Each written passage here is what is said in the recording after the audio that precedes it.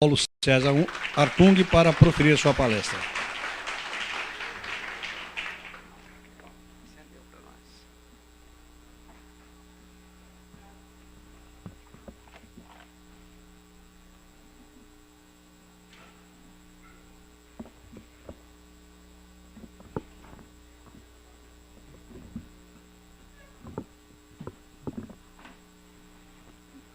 Boa tarde a todos.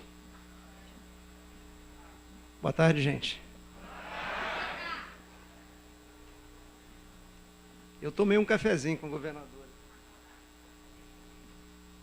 Queria saudar o governador, amigo, querido, estender a saudação a toda a equipe de governo e aos convidados que estão participando desse importante seminário.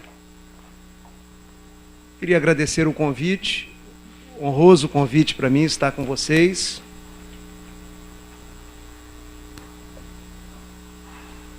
Vocês estão numa terra que eu considero admirável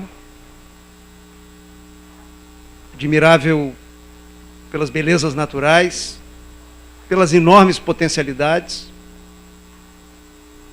pelo povo trabalhador que nós temos aqui no Estado,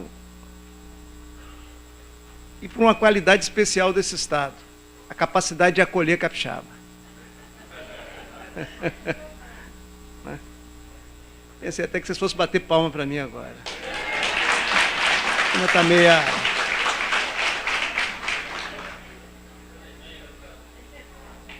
Olha, esse Estado de vocês vai bombar.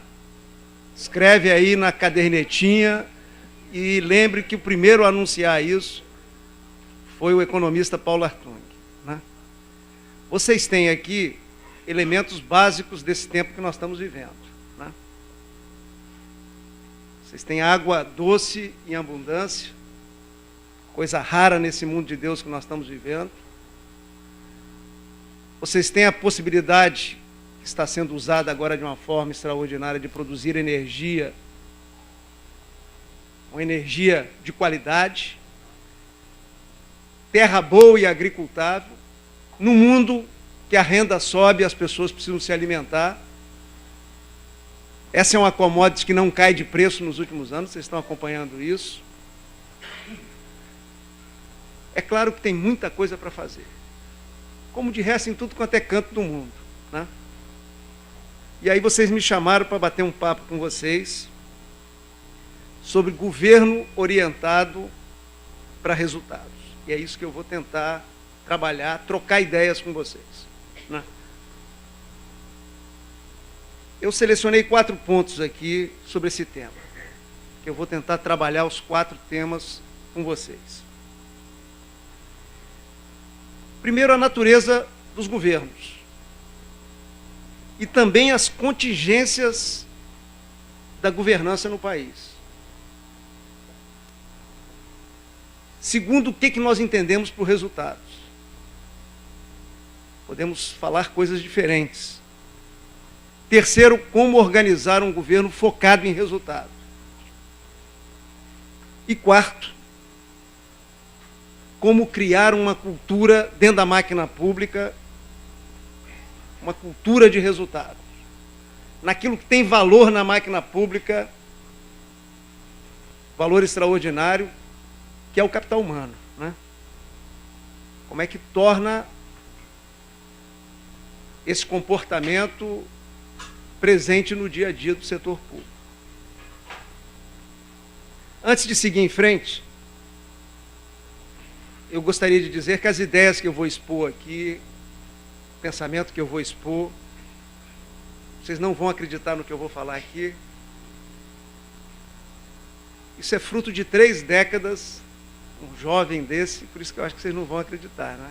3 décadas de vida pública e de militância, né? Eu comecei lá no movimento estudantil, na militância social, fui 2 vezes deputado estadual no meu estado, depois fui deputado federal, fiquei a metade do mandato, porque me elegi prefeito da capital, fiz o mandato de prefeito da capital, terminei, fiquei 1 ano como diretor do BNDES no Rio de Janeiro, diretor da área social do BNDES, foi uma experiência espetacular na minha vida. voltei para o meu estado tentando disputar o governo, perdi uma convenção, acabei candidato ao Senado, fiz 4 anos como senador, e depois voltei para o estado e fiquei 8 anos como governador do estado. Então, essa trajetória de vida é que, de certa forma, produz essas ideias que nós vamos tentar trabalhar aqui com vocês. Evidente que essas reflexões também derivam de muita leitura. Eu sou um leitor inveterado, né? Principalmente com as coisas que tocam a minha vida profissional, né?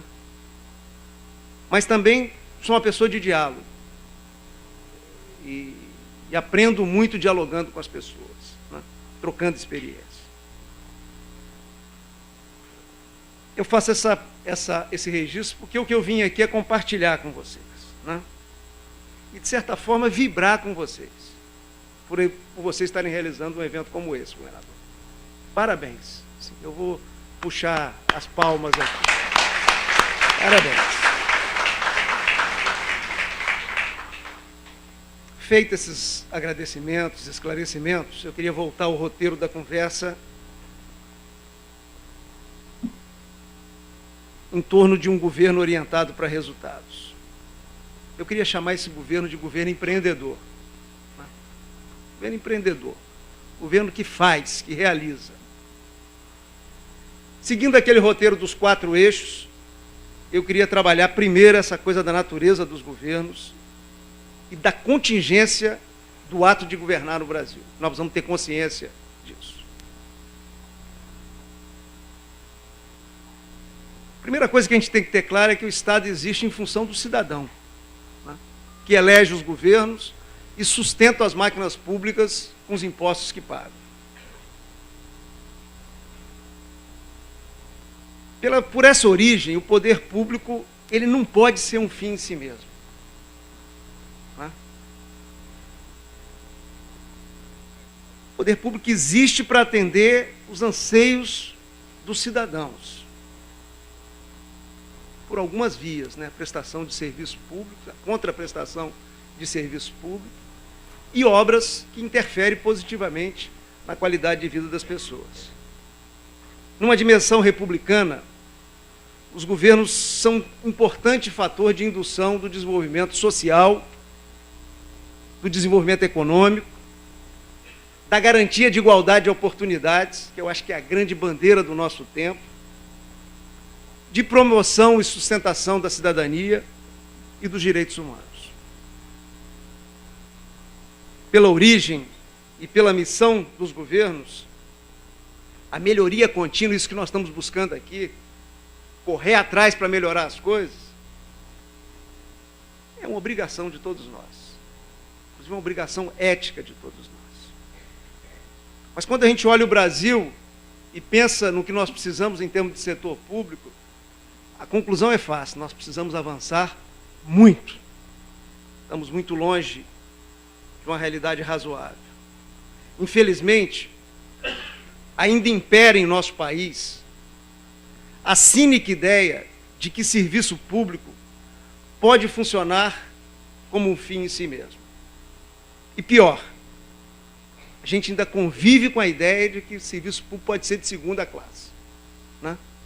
Isso é um sentimento que a gente esbarra Brasil afora. Por tudo que eu já falei aqui, eu não preciso nem repetir, é exatamente o contrário. O serviço público pode e deve ser de excelência. No caso do Brasil, é importante lembrar uma coisa que eu não me canso de dizer. Nós temos um sistema tributário perverso.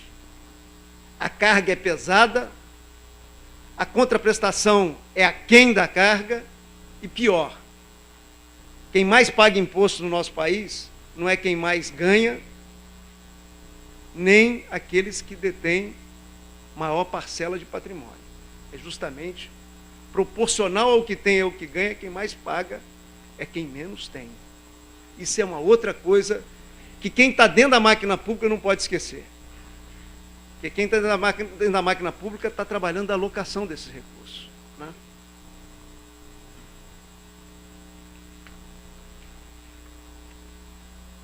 conspira a favor e sustenta essa visão que eu chamo de distorcida, de que o serviço público pode ser de segunda, de terceira, de quarta categoria, e também ser alheio aos interesses da maioria, a cultura do patrimonialismo que marca a história do nosso país, lamentavelmente, e uma teia burocrática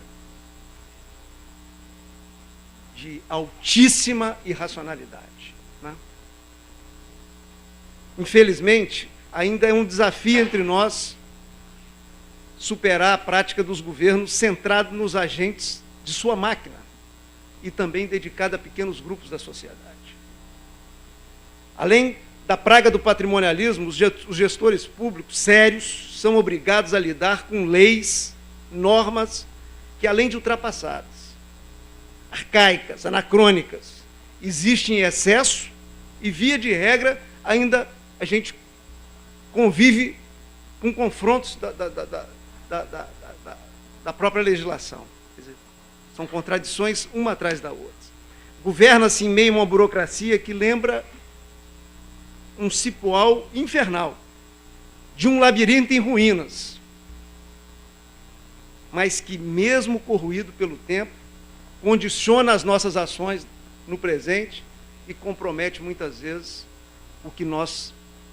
o nosso olhar para um futuro diferente para o nosso país.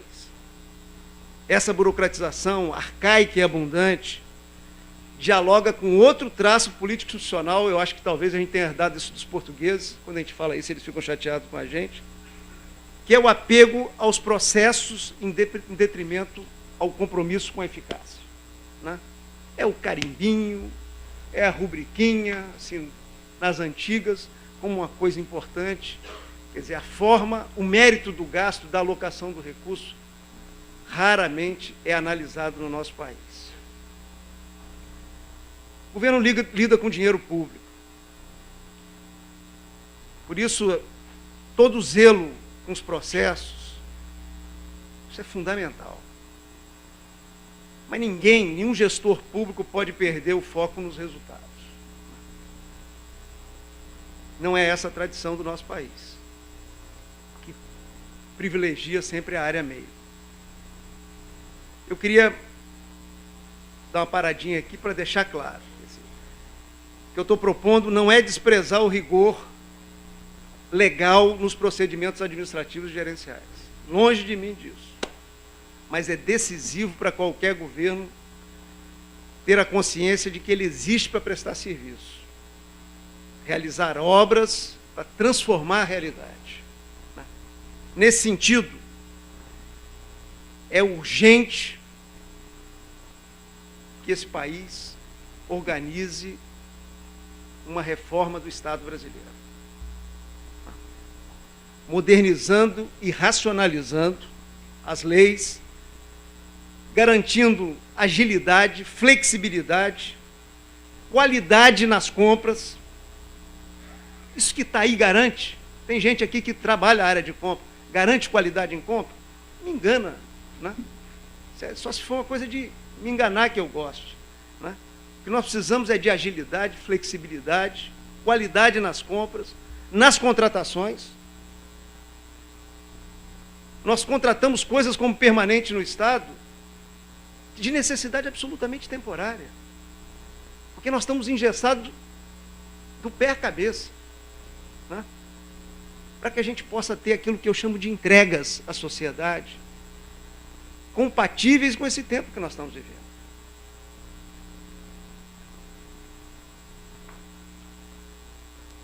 Quem é que vai entender, né, o processo interno do setor público? Eu licitei uma estrada no meu estado, uma firma que nunca tinha trabalhado no Espírito Santo apareceu, mergulhou o preço, vou usar a expressão que todos que trabalham com compra sabem do que eu estou falando. Mergulhou o preço de alguns itens, ganhou a licitação, foi para a obra, alocou equipamentos, mexeu na estrada toda e quebrou na estrada. Eu encontrei com um cidadão próximo a essa obra. O cidadão falou assim: governador, Sou seu admirador. Era melhor que não fosse, né?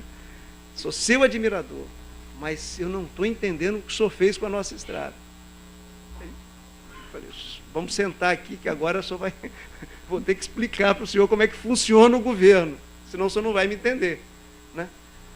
Mas, governador, o senhor começou essa obra sem ter o dinheiro para fazer? Eu disse que o senhor não faz isso. Não, eu comecei a obra tendo dinheiro para fazer. Mas o problema não é o dinheiro do Estado. E aí eu tenho que explicar para o senhor. Quer dizer, nós estamos comprando e contratando, tirando aí o pregão eletrônico, que é uma coisa do meu início de primeiro governo, mas nós estamos comprando e contratando como fazíamos na era da pedra lascada. Falando da necessidade de se criar condições para que os governos deem resposta aos cidadãos, eu queria me aproximar do segundo eixo da nossa conversa. O que nós entendemos por resultados no âmbito do governo, no âmbito governamental? E aí eu vou direto. Na minha opinião, um bom governo é aquele que, a despeito de todos os desafios existentes, burocracia, tudo isso que eu acabei de falar aqui, faz jus à sua origem, que é o cidadão, que é o povo, que é o contribuinte.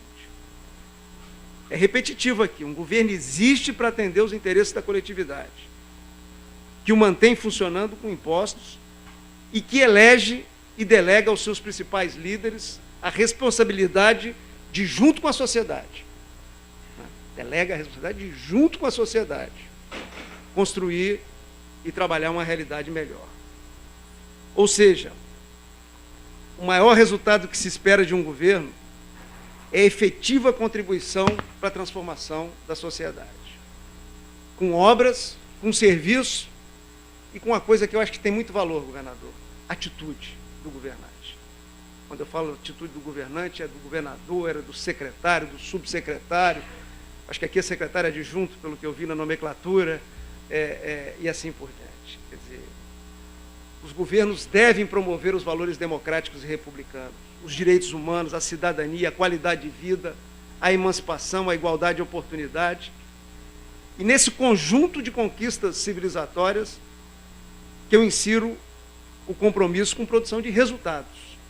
No entanto, ao falarmos do que os governos podem e devem fazer, dos resultados que deles se espera, por compromisso de racionalidade, por compromisso de verdade, né? Compromisso com a verdade dos fatos, é preciso também que a gente que está dentro da máquina pública nunca perca e transmita para a sociedade a ideia de que o governo não pode tudo, né?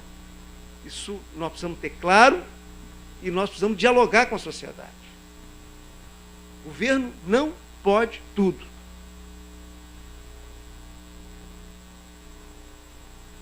É preciso salientar que as instituições públicas não podem dar conta de todas as demandas da existência humana. Considero essa ressalva importante, porque saber os limites, assim como ter consciência dos deveres e das nossas possibilidades, é fundamental para cumprirmos bem a nossa missão ou as nossas missões, né? Acho que é no plural, fazendo o melhor que pudermos na nossa área de atuação. Conforme eu citei, nós temos limitações conjunturais, né? Burocracia, patrimonialismo, desvios de toda a ordem.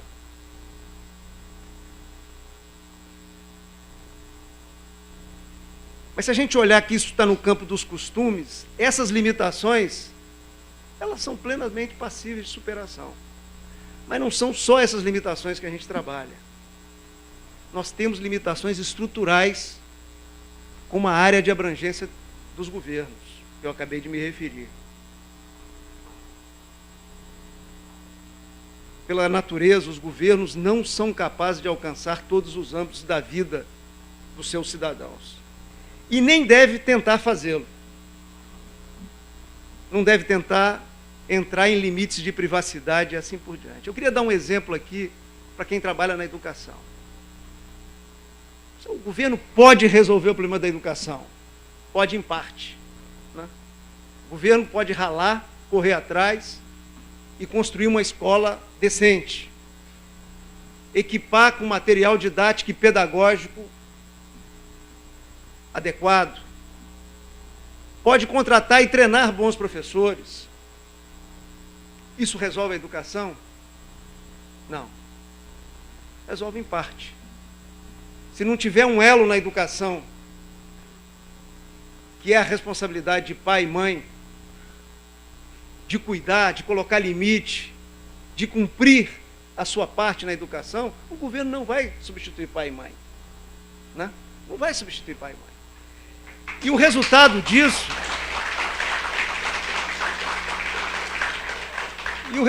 disso, nós estamos assistindo. Um professor de português, muitas vezes, não conseguindo ter tranquilidade para ensinar o português às crianças. E o professor de matemática da mesma forma, né? Então, assim, a gente tem que ter claro, governo não pode tudo, né? Tem limitações estruturais. Também é preciso entender que, em maior ou menor grau, o Espírito Santo tem mais dinheiro do que Rondônia, mas Brasil, Estados Unidos, maior e menor grau. Aí eu vou falar das nações. Todas as nações, em todas elas, sempre você tem limitações. Isso é estrutural, financeira, orçamentária, operacional, frente a uma realidade que muda todo dia. Uma realidade que tem um dinamismo extraordinário. No caso do Brasil, ainda vai além, porque além de você ter demandas novas batendo na sua porta, você tem que dialogar com as antigas que ficaram para trás, né? Em todo o país. Eu queria repetir isso, quer dizer, os governos, ao contrário do que prega o velho populismo, os governos não são nem onipotentes, nem onipresentes. Nesse sentido, é essencial a visão racional da ação política. Aí sim, a gente entendeu o que é ação política, né? Ação política como mediadora. De um lado, os desejos, do outro, funções que limitam o governo na sua atuação. Nesse ambiente de múltiplas demandas, campo de ação restrito dos governos, capacidade limitada de resposta, é que entra a arte da política no processo de intermediação entre as possibilidades das instâncias públicas e as legítimas demandas da sociedade. As demandas são legítimas. Nesse sentido, a política é, em muitos aspectos, a política com P maiúsculo, né, a arte de definir prioridades. Eu gosto de contar que quando eu me elegi prefeito, eu fui visitar um morro em Vitória. Vitória tem muitos morros. É um morro chamado Morro do Moscoso. Eu, prefeito, assim, recém-empossado, fui chegando, as pessoas foram, todo mundo saindo de casa e me pedindo coisa. Cada um tinha um pedido. E eu fui chamando todo mundo para ir junto comigo. Eu conheci o morro, em cima tinha uma quadra. E eu cheguei lá em cima e sentei no chão com eles. E propus que todo mundo sentasse com as suas reivindicações. E aí todos apresentaram. Eram muitas reivindicações. Eu falei assim, olha, o governo é igual a casa de vocês. Não tem dinheiro para tudo. Não dá para trocar o fogão, a geladeira, sabe? Fazer tudo numa hora só. Vamos agora olhar nessa lista que vocês estão me dando aqui, o que é prioritário. Isso é política, né? Isso é o exercício da política, né? E aí nós conversamos e a conclusão da comunidade é que tinha que completar uma escadaria, porque tinha uma parte do morro sem acesso. E uma senhora mais idosa falou assim, prefeito, eu tenho dificuldade, eu preciso de pegar em alguma coisa para subir na escadaria, né? Aí nasceu uma política de colocar corrimão nas escadarias dos morros de Vitória, né? Quer dizer, a partir desse diálogo, mas um diálogo com forte pedagogia, né? Quer dizer, o prefeito lá, nem sempre é possível, raramente é possível, estou contando um caso, né? Mas um exercício da política, como arte, né? Que coloca na mesa as demandas, todas legítimas, e coloca na mesa também a limitação do governo, as limitações orçamentárias, financeiras e assim por diante, né? Assim, por isso é que eu digo, nesse sentido, a política é, em muitos aspectos, a arte de definir prioridades. Imagino aqui, né, quantas reivindicações e o tamanho da limitação de meios para enfrentá-las. Assim, um bom governo, para promover a necessária e contínua transformação da vida em coletividade, deve buscar conciliar desejos e possibilidades concretas de realização.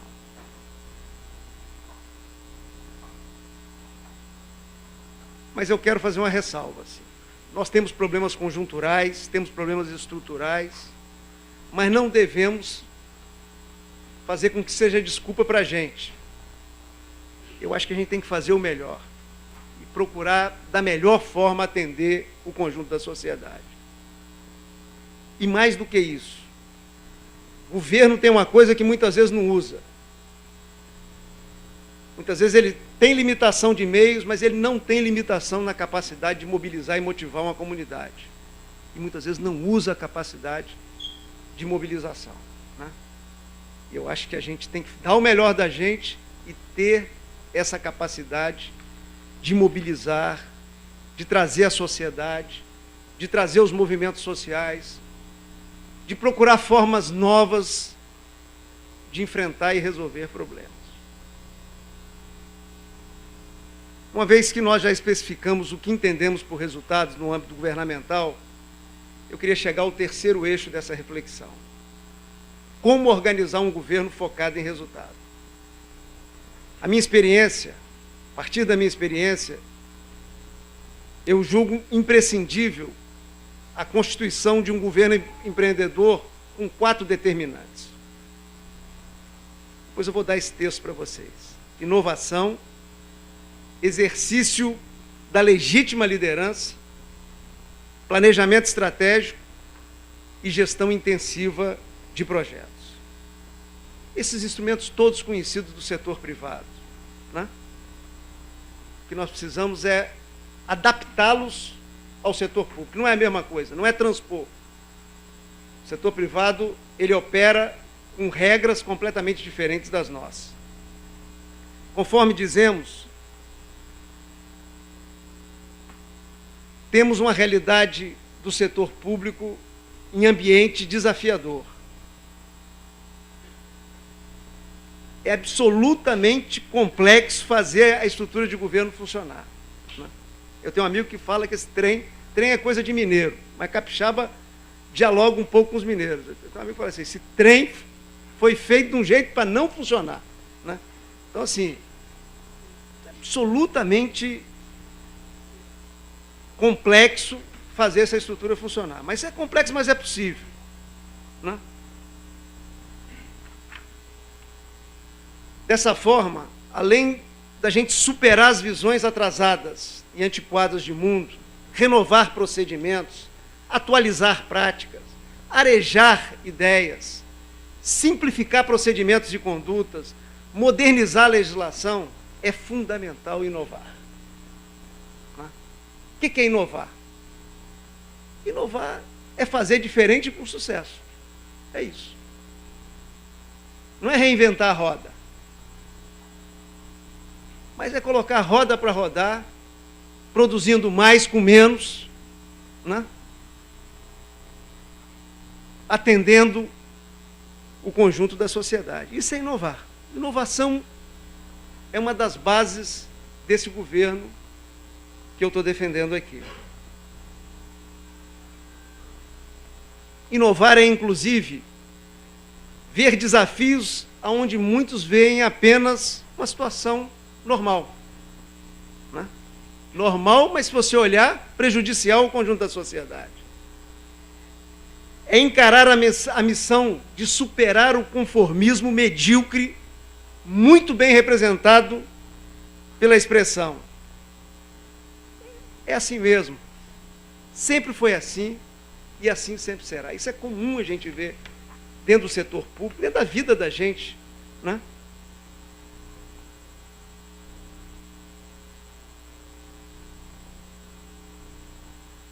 Para mobilizar um governo que está fixado em resultados, que renova e inova, transformando o cotidiano, é preciso considerar uma outra determinante crucial, que eu já citei aqui: liderança.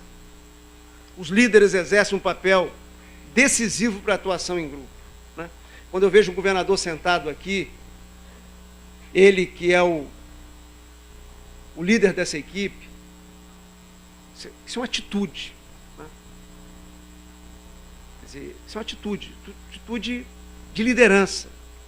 Essa reunião sem ele, me convidando para vir aqui, era diferente. Muito diferente. Eu nunca estive ausente de uma reunião dessa. Né? Então, assim, a liderança tem um papel. O que é um líder? O que formou na minha cabeça de conceito de líder? Né? Eu escrevi um livro o ano passado que eu trabalho um pouco essa questão. Depois posso mandar um para cá para rodar aí com a turma da equipe. Né? E eu respondi essa pergunta assim: o treinamento da vida me ensinou que liderança é, entre outros, a arte de mobilizar e motivar boas companhias para enfrentar tarefas desafiadoras. Aprendi desde cedo a não acreditar em voluntarismo. Eu acredito em voluntariado. Em voluntarismo eu não acredito. Né? Voluntariado é uma coisa que nós precisamos criar e desenvolver no nosso país. Né? Mas no voluntarismo eu não acredito. Não se enfrenta sozinho um desafio. Liderança é também a arte de montar equipes. E nesse processo é fundamental saber avaliar vocações. Entender que todos nós temos forças e fraquezas. Isso é humano. É fundamental saber definir projetos e ações. É fundamental saber descentralizar e delegar. Né? Isso é fundamental. Né? Isso é papel de líder. Descentralizar, delegar as tarefas, mas avaliar os passos para qualificar a caminhada. Né? Quer dizer, não é largar solto. Ah, porque eu não sou centralizador. Eu vejo isso muito no setor público e privado. A vaca indo para o brejo com corda e tudo. Não é isso que eu estou me referindo. Né? Nessa direção que eu estou me referindo, a arte de liderar é também a estratégia de cercar-se de colaboradores que saibam mais das suas áreas de especialização do que o líder. Isso é uma coisa para vocês pensarem muito, porque isso não é para o governador, isso é para cada um de vocês, né? A reflexão. Quer dizer, nós precisamos nos cercar de gente que saiba mais do que a gente, na área específica que vai trabalhar. Igual e menos, igual não vai adiantar, menos não vai ajudar em nada. O líder precisa possuir outros atributos, quer ter noção do conjunto, quer ter capacidade de motivar, identificar e potencializar talentos. Nessa construção, eu sempre digo, o profissionalismo é um requisito básico. A minha trajetória me ensinou que é preciso construir times, conhecer os colaboradores e, a partir da compreensão de que todos nós temos habilidades e limitações, repito, fazer um mapeamento de vocações. Cada um deve ocupar o lugar em que mais pode contribuir. É estar no lugar certo para fazer a coisa certa, num jogo de soma e articulação em que ganha o conjunto. Não quer dizer que a gente não vai errar em colocar uma pessoa no lugar errado, mas a gente deve se esforçar para que isso não aconteça. Porque não é bom para ninguém. É ruim para o governador, é ruim para o governo, é ruim para o secretário, mas é ruim para o profissional que você alocou errado. Porque uma carreira que poderia ser bem sucedida em outra área, em outra atividade, que tem vocação, ela está sendo destruída ali, né? Muitas vezes com um ar de que você está fazendo bem para a pessoa. Não está, né? Da mesma forma que eu não acredito em voluntarismo, também não acredito em improviso, né? No meio político brasileiro, as pessoas passam a mão na pele e falam que, ó, eu tenho pele, eu tenho sensibilidade, então eu não preciso estudar muita coisa, não. Eu sei para onde que o vento sopra, né? Eu não acredito nisso. E aí eu chego a outro pilar que eu entendo pelo bom governo, que é o planejamento estratégico. Eu acredito no planejamento estratégico, né? Planejamento estratégico, para mim, não é ferramenta para governo, nem para empresa privada. É instrumento para tudo. É para a vida da gente. Para a gente pensar a vida profissional da gente, né? Porque em todos os movimentos da nossa vida, seja dentro de um governo, dentro de uma empresa privada, dentro da nossa família, é preciso a gente ter um diagnóstico. Diagnóstico é a palavra de médico, mas eu não tenho outra melhor. É preciso ter um diagnóstico de onde nós estamos e precisa ter clareza de onde que nós queremos chegar e traçar o mapa de navegação. Hoje eu vim com um rapaz baiano, fez o Enem e vai estudar medicina aqui. E ele veio me dizendo o sonho dele. Ele traçou o mapa de navegação dele. Um baita deslocamento de família, né? E mostrou as contas que ele fez para escolher a faculdade aqui. É isso aí. Quer dizer, em todo movimento, imagina dentro do governo, uma máquina desse tamanho, a prestação de contas não coube aqui do que já foi feito, né? Quantos programas passaram aqui? Ninguém consegue guardar essa quantidade de programa, nem o governador. É demais. Então, quer dizer, precisa saber onde está, aonde quer chegar, traçar um mapa de navegações, organizar isso, considerando tudo, considerando as ameaças que tem, né? Nós estamos com a ameaça do Fundo de Participação dos Estados. Isso é uma ameaça. Considerando as oportunidades, né? Olha o que tem de oportunidade nesse Estado hoje. Eu falei no início, não vou repetir, né? Considerando ameaças, oportunidades desse contexto que nós estamos vivendo, considerando os nossos pontos fortes, mas olhando também os nossos pontos fracos, aonde estão as nossas fragilidades. Em cima disso, traçar o mapa, definindo os passos que nós vamos dar, os objetivos, as metas, os resultados, né? Aprender a medir as coisas, inclusive. Eu vou falar isso um pouquinho com vocês. O fato é que é preciso ter projeto, né? O Sêneca falou alguma coisa parecida assim: nenhum vento sopra a favor de quem não sabe onde quer ir, né? Aí eu peguei essa frase, e como eu era prefeito de uma cidade litorânea onde tem colônias de pescadores, eu remontei a frase assim, ó: não adianta ter barco bom, boa vela, nem vento, se o navegador não sabe onde está e muito menos onde quer chegar. É isso. É isso. Então eu abro um parênteses aqui, eu vou abrir 2 parênteses, esse é o primeiro. Em todas as minhas experiências no parlamento, e principalmente a partir da Prefeitura de Vitória, eu administrei sempre trabalhando com a ferramenta do planejamento estratégico. Vitória eu fazia o planejamento anual, e quando a administração pegou musculatura, nós fizemos um planejamento para 15 anos para frente, chamado Vitória do Futuro, colocando aspirações para a cidade, para ela percorrer e correr atrás daqueles objetivos, né? Mas a vida me ensinou a fazer um casamento do planejamento com a gestão intensiva. Esse casamento começou tímido no final do meu mandato na Prefeitura de Vitória, mas eu já entrei no governo do Estado trabalhando com gestão intensiva de projetos. Um governo orientado para resultados precisa de um eficaz e dinâmico processo de gerenciamento com capacidade permanente de acompanhar e avaliar os passos dados para fazer os ajustes necessários na direção do horizonte, da meta, do objetivo desejado. Considerando os resultados previstos, considerando erros, que é outra coisa que a gente tem que parar de ter preconceito.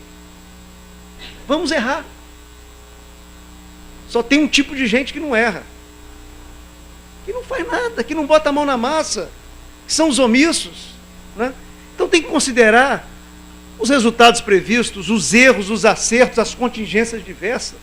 O vento muda de direção no meio do caminho, a gente também tem que prestar atenção e ajeitar a situação em função dessas contingências que são próprias da vida.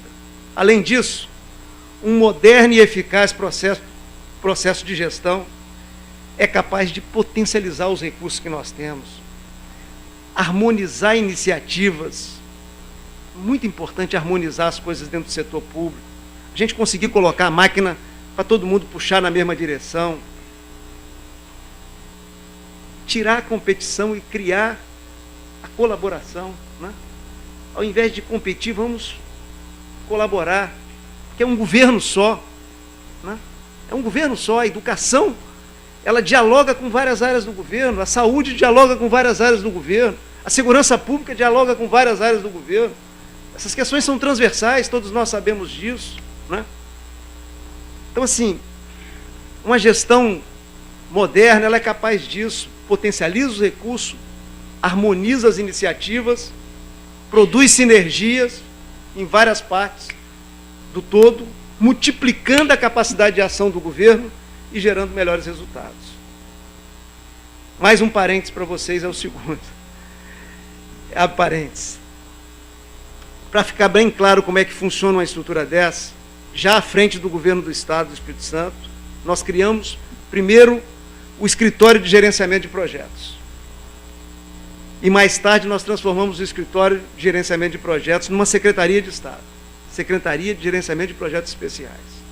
Essa estrutura, inclusive usando aplicativos exclusivos e outros recursos das novas tecnologias de comunicação e informação, as TICs, acompanhava uma carteira de 27 programas, 27 programas, está lá o Programa da Educação, né?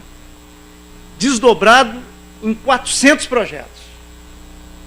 O acompanhamento era feito em tempo real, acompanhamento em tempo real, tendo como parâmetro o elenco dos resultados esperados, fixados pelo planejamento estratégico, e também os planos setoriais, feitos pelas próprias secretarias. Com a adoção de uma sistemática de gerenciamento intensivo de projetos, as avaliações e as correções de rumo, que geralmente acontecia semestralmente ou anualmente, né? Na minha experiência lá na prefeitura, passaram a ser rotineiras. Por que esse trem não está dando certo? Por que parou a licitação de não sei o quê? O que nós fizemos? Nós criamos um selo,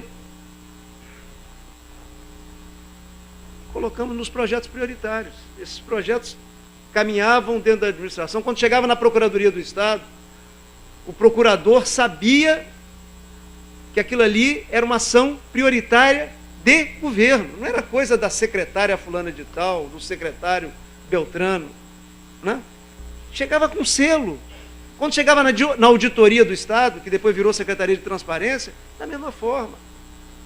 E tinha o comando coletivo, né? Porque o comando tem que ser coletivo para ele funcionar, não é o governador mandar, né? Quer dizer, tinha um comando coletivo de que aquilo ali era a prioridade do governo. Nós tínhamos feito pesquisas de opinião, cada planejamento estratégico, pesquisa quanti, pesquisa quali, olhar o que a sociedade está pensando, né? Quer dizer, então, aquilo era um sentido de governo. Então, assim, eu vi que vocês já deram passos nessa direção de gerenciamento. Eu estou aqui partilhando a experiência, né? Falei de inovação, a gente botar a roda para rodar, fazendo mais com menos. Falei de liderança, conceito de liderança que eu tenho, que eu desenvolvi na vida, né? Que é a capacidade de motivar as pessoas, de montar boas equipes, né?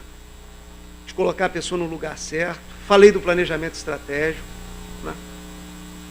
Que a gente viu aí no sentido do vento, do barco, da vela, a gente entende a força de um planejamento estratégico. E falei da gestão intensiva como ferramentas, todas essas ferramentas determinantes para um governo empreendedor. Mas eu considero que a gente precisa ir além disso, né? E no governo nós fomos além disso, né? E além disso é criar dentro da máquina a cultura do empreendedorismo, a cultura do resultado. Até porque nós passamos, as instituições ficam, né? Eu fui governador do Espírito Santo, eu não sou governador do Espírito Santo, sou do sindicato dos ex, né? Tá certo? Nós passamos, e é normal, né? Mas as instituições ficam.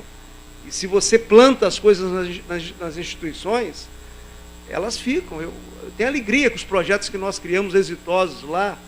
Montamos um banco do povo chamado Nosso Crédito, nos 78 municípios do Espírito Santo. É um sucesso, está lá até hoje, nem nome mudou, né? Então, a gente precisa conhecer essas ferramentas, mas transformar isso numa cultura, num hábito dentro do setor público, né? Porque o grande capital, né, não é terra, não é água, não é dinheiro, o grande capital é capital humano, né? Esse é o grande desafio desse Estado, vocês podem ter certeza disso, porque juntando essas condições que o Estado tem, eu tive a oportunidade de estudar o Estado, junto com Mendonça de Barros, juntando com Zé Roberto, não sei se vocês conhecem, um economista que escreve no Estado de São Paulo, assim, cada quinzena, um professor extraordinário, juntando as condições que esse Estado tem, se a gente evoluir na área de capital humano, por isso a educação, o governador me disse que a visão dele é a prioridade da prioridade, nós vamos longe de formar gente, sabe, para tocar a máquina pública, né? Formar cultura dentro da máquina pública, né? Então esse é o último ponto que eu queria trabalhar com vocês, criar uma cultura de resultado na máquina governativa, né? E aí eu selecionei 4 pontinhos, eu estou indo de 4 em 4, né? Mas esses 4 agora são rapidinhos, né? Quer dizer, primeiro ponto da questão da cultura, nós precisamos fazer a adoção de políticas de acompanhamento de desempenho. Isso é muito importante para que os processos de trabalho se efetivem com sucesso. Eu construí uma frase aqui que eu acho que ela transmite o sentido desse ponto. Nem todo projeto ou política pública se cumpre apenas porque é monitorado no curso do seu desenvolvimento. Mas nós podemos afirmar que tudo que é acompanhado e estudado ao longo da sua execução tem mais chance de se realizar de forma consequente e positiva. Isso é científico, né? Então, eu coloco na questão cultural, o primeiro ponto é esse, é fazer uma política de acompanhamento de desempenho, né? Então, aí os números, né? Colocar as metas, qual é a mortalidade infantil que nós vamos perseguir, né? Quantos anos nós queremos que os nossos jovens tenham de estudo, na média, nos próximos 5, 10 anos, né? Às vezes as metas não são atingidas, isso não é o fim do mundo, mas nós vamos ralar e dar o melhor da gente para tentar chegar lá, né? E temos que medir essas coisas, né? Segundo ponto, conquistado o resultado, também é preciso investigar a sua avaliação. Só a confrontação dos resultados da entrega feita, com um elenco de metas e objetivos que era esperado, poderá demarcar a diferença do êxito para o fracasso, do sucesso para o fracasso.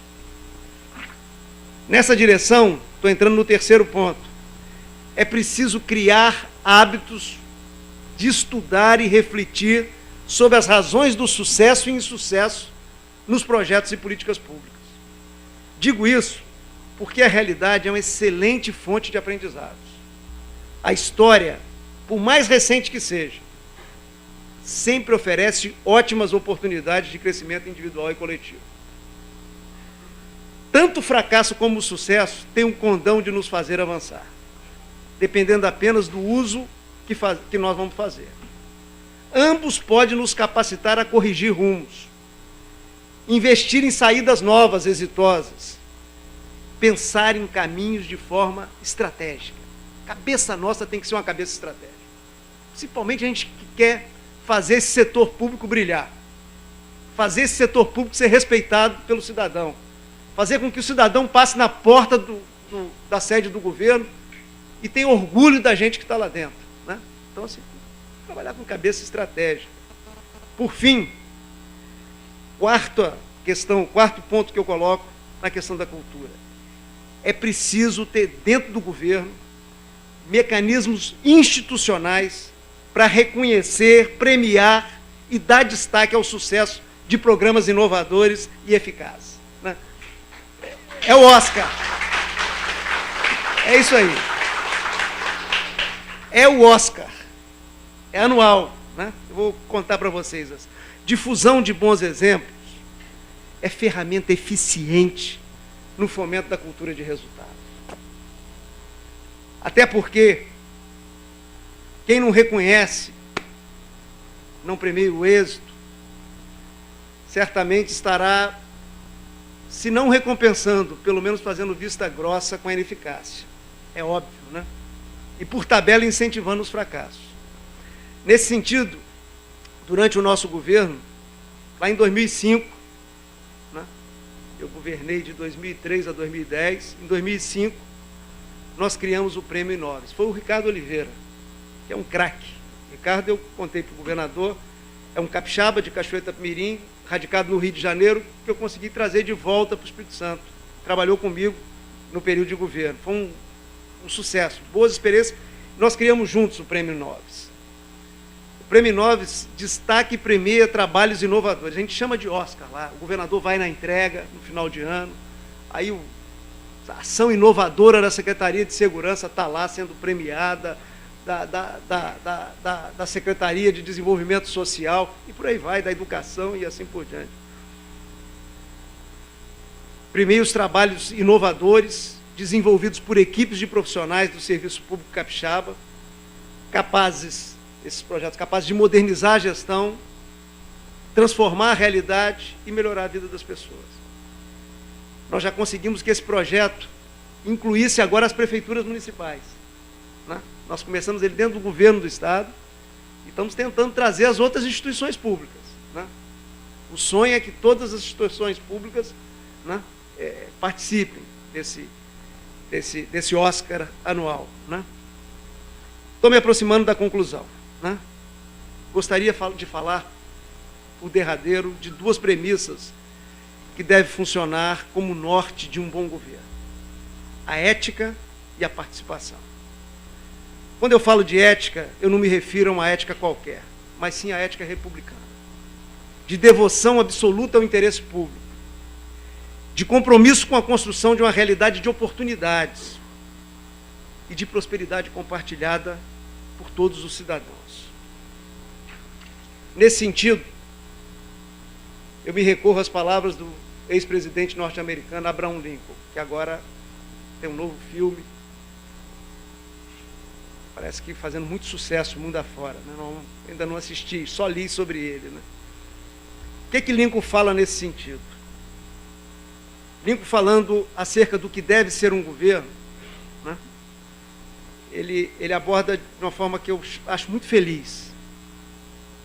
Ele disse: o objetivo essencial de um governo é, abre aspas, elevar a condição dos homens para permitir um começo a todos e uma chance justa na corrida da vida. É lindo. Vale depois apenas refletir sobre isso. Recorri a Lincoln e vou complementar com o poeta Mário Quintana, vinculando o conceito de democracia com o reino da igualdade. Ele profetizou: democracia é dar a todos o mesmo ponto de partida. Quanto ao ponto de chegada, isso depende de cada um.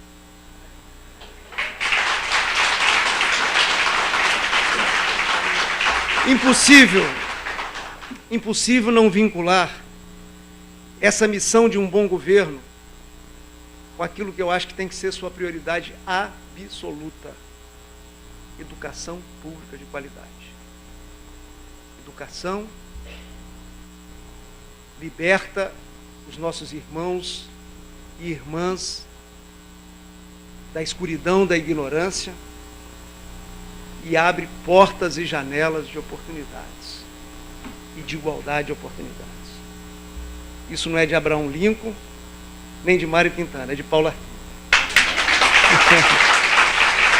Então, assim, eu acho que é impossível não vincular essa missão de um bom governo com a prioridade absoluta na educação de qualidade. A educação é o grande fator de oferta igualitária de oportunidade a todos, principalmente nesse tempo de Deus que nós estamos vivendo. Nós estamos vivendo a sociedade do conhecimento, né? Então, assim, não preciso gastar muito tempo com isso. E falando nesse tempo, chego à premissa da participação. Os governos são espaços de ação política administrativa, espaços definidos nas urnas. Urnas que elegem uma determinada orientação política, ideológica, programática, para formular políticas públicas e executar projetos que promovam a melhoria contínua e crescente do dia a dia das populações. Ou seja, os governos nascem da vontade popular e, por isso, na minha opinião, deve se manter em permanente diálogo com os cidadãos. Se a participação cidadã sempre foi um direito e um requisito dos governos democráticos, imagine na atual realidade, transformada pelas tecnologias de informação e comunicação, especialmente pela internet.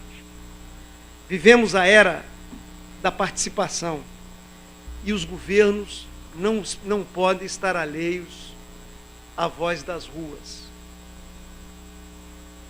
A voz das ruas, como se dizia antigamente. O governo não pode estar alheio às mensagens das redes para atualizar essa observação muito valiosa no campo da boa política, da política com P maiúsculo. Além disso, como bem salientou o ex-presidente do México, Vicente Fox, que foi presidente do México, mas antes foi presidente da Coca-Cola, presidente mundial da Coca-Cola. Disse Fox: governar é mais complicado do que administrar uma empresa privada, meu presidente. E ele explicou, está no livro dele. Isso porque é preciso aliar conhecimento técnico ao apoio social. É isso. Isso está conectado com essa participação, com esse novo tempo, com a internet, com as redes sociais, com esse mundo que nós estamos vivendo.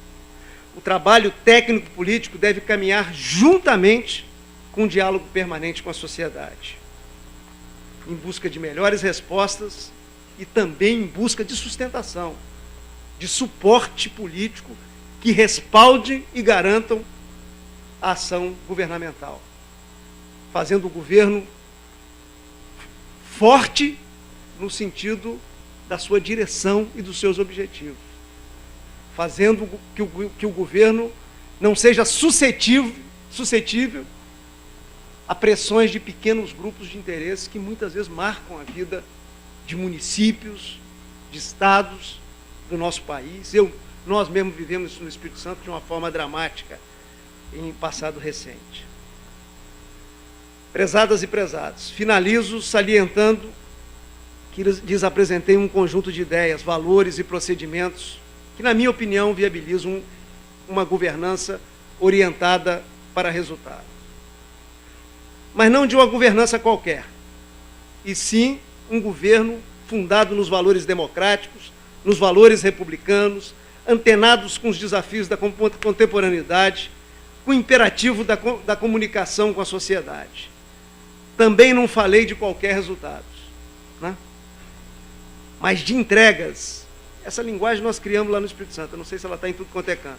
De entregas à sociedade e ações que fazem jus à origem e missão dos poderes públicos,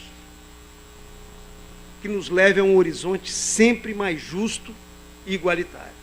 Afinal, recorrendo mais uma vez ao poeta Mário Quintana, O futuro, disse ele, o futuro é o que estamos fazendo agora. Inclusive aqui, acho que esse futuro nós estamos dando uma contribuição para ele, né? Nesse sentido, aí vai falar o poeta Artung, nesse sentido que vocês tenham plena consciência de que são os verdadeiros artesãos do amanhã. E que, como tal, se mobilizem para obter os melhores resultados possíveis a um bom governo, construindo dias cada vez melhores para as atuais, mas principalmente para as futuras gerações. Nós não podemos ficar com o olhar da gente voltado nem para o umbigo, nem para o dedão do pé. Nós temos que ter o nosso olhar no horizonte, onde estão os nossos filhos, nossos netos, onde está o futuro e as futuras gerações. E aí eu digo a vocês, o que não nos falta são desafios, mas para o nosso conforto também não nos faltam, na nossa querida Rondônia, grandes oportunidades. Bom trabalho, muito obrigado. Se quiserem perguntar alguma coisa, eu estou à disposição.